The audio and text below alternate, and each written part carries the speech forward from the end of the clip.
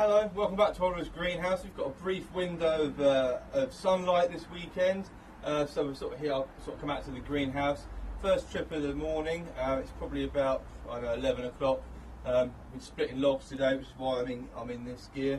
So yeah, just popped in here to have a quick look around. I've noticed my Paphiopedilum is in flower. Well, it's in bud.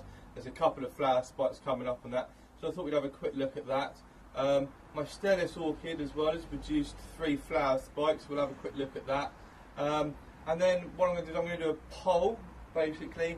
My Neolauchea over here that we put in this little basket some time ago.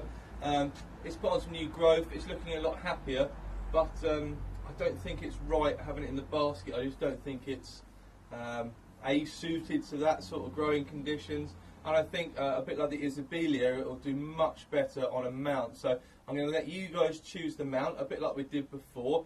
So I've got 3 options for you to have a look at. And what I'll do is I'll do a video on whichever one you choose on how to make the mount if we do go down that route, and mounting the orchid. So it'll be quite a good interactive one for you guys as well, because you'll be able to choose basically. What I'll do is I'll pick you up and we'll have a quick look at what's still out in flower around the greenhouse. Just a quick look at one of my Nobile orchids here. This is an unidentified hybrid of some sort.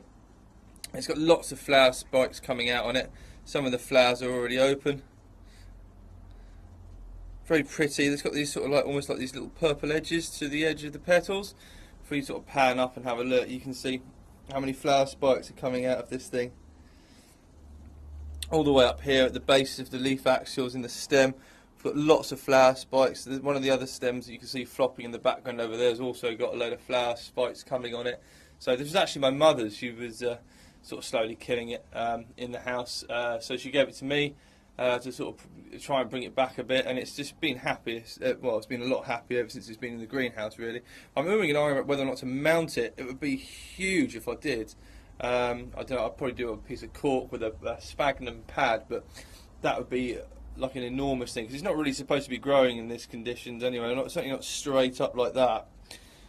They don't grow like that. They sort of droop and point downwards. So yeah, we might look at actually mounting that at some point, because I think it would look really cool. So yeah, that's in flower. Let's move on. Over this side, my Brassia Chieftain is still very much in flower. And that's sort of coming to the end of its life, or this raceme is. So looks pretty good. Pick you up and move you, so you can get a side on profile shot. So yeah, like I said, it's starting to go yellow now, so it's starting to lose its flowers. Down here we can see Bulbophyllum fascinator. It's finally coming to the end of its sort of like, it's lost a lot of its luster now, so that's sort of dying off. There's another flower spike over the back here, which is starting to sort of develop, which is really good. So we're going to get another set of flowers off of it yet this season. But yeah, not very long lived. I think these flowers have been open for about 3.5 days now. So yeah, very dramatic, not very long lived. They don't have a great deal of longevity. Okay, just at the top of your screen, this is where Mr. Neolauchea is sitting at the moment. I'll just bring him down so we can see over here. Got a few new growths off of it, but it's not entirely.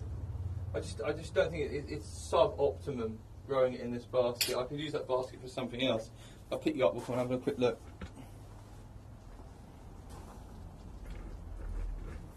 There we go.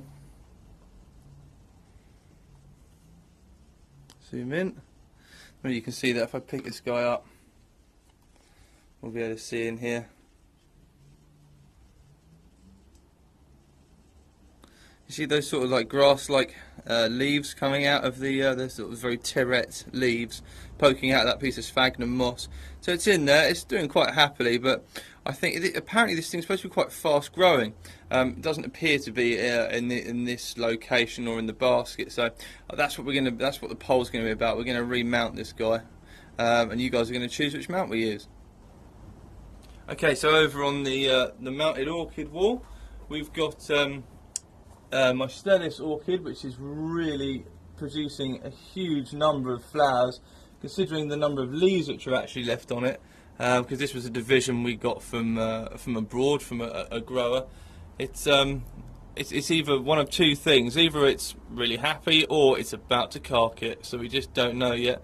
But it's produced these long flower spikes with numerous little flower or little buds along it. I don't think this one that you can see at the top here is actually that far away from opening, so it'll be interesting to see what they look like. I've seen pictures and stuff, but I guess there's some new roots as well. I see one sort of poking out weirdly into mid-air. None coming through on the back yet. So there is some growth on it there, there is some hope, but it doesn't look, when it turned up I was a bit like, it's a bit small.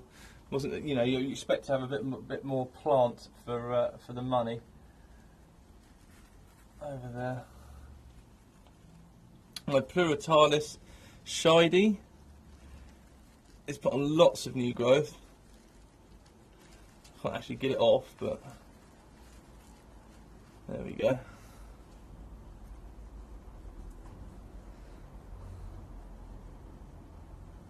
Lots of new leaves developing out of this guy. Really likes it in here. Don't know how well it's going to do in the summer. It gets pretty warm in here. I'm looking to order up some new shade cloth for the greenhouse in preparation for next year.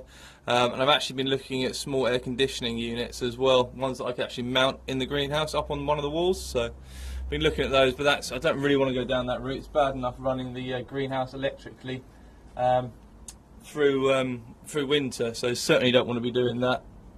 Having something using 400 watts of power through summer as well. And then obviously the Isabelia is still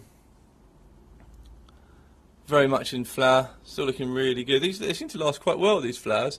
Very pretty, they're really open, fully developed now, looking stunning. No other buds on there, so that's going to be these are going to be the only two flowers. Lots of new growth though, so that's a good thing. This guy seems to grow really quickly, so, and this is very closely related to the Neolauchea we're going to remount, well, we're going to mount. They're basically a similar sort of genus. So, okay. So what we'll do is I'll show you through the options. Just focus in so we can see. So the options for remounting the Neolauchea, we'll either do a cork mount. That'll be option 1.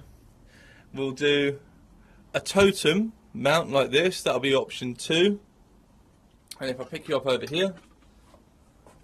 If you remember the dendrobium, the kiki we mounted, or we'll do, I like to call them the satchel or the pocket style mount. So those are the three options we're going to do. So one is the cork over here, the second one will be a totem, and then the third option will be one of these pocket mounts. So you guys choose. There should be a card appearing in the video about now. You guys vote on it. We'll leave it for a week until you guys have give everybody a chance to watch the video and to vote. And then what I'll do is I'll go ahead and make the video. Okay, remember, if you like these videos and you want to see more, don't forget to give us a thumbs up like down below, and please subscribe to my channel. Thanks for watching.